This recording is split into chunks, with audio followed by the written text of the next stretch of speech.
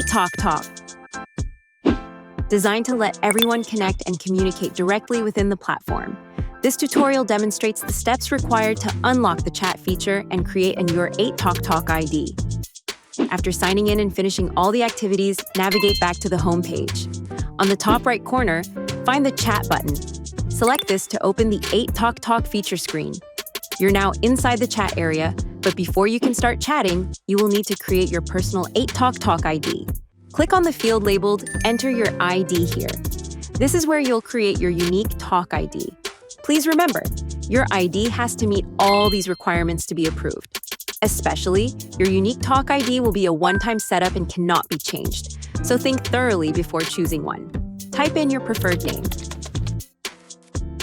If the name you chose has already been taken, you'll receive a notification letting you know, along with a list of available recommendations. Simply pick one from the list or create a new unique name that hasn't been chosen,